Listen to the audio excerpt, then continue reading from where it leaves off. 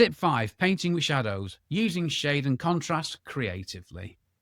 Yep, light isn't just about what's illuminated, it's also about what's in shadow. Shadows are incredibly powerful compositional tools that can add depth, mystery, and drama to your photos.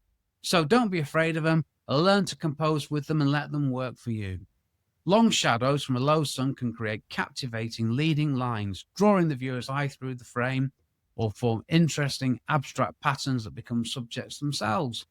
Deep shadows can hide distracting elements, which can simplify your composition and draw the eye directly to the brighter, more important parts of your image. And you can use shadows to declutter a busy scene if you're clever. And there's the interplay between light and shadow, which creates contrast, which is vital for adding impact and making your subjects pop.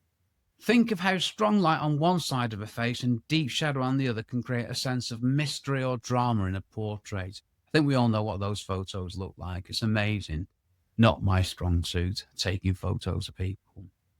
And you can even look for dappled light, where light filters through leaves or objects, creating interesting patterns of light and shadow on your subject.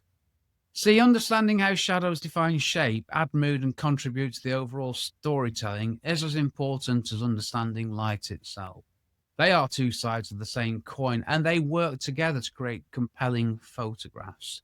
And for more on using elements to guide the eye and compose your shots, have a listen to episode 214, Finding Your Best Angle, Simple Tips for Better Composition.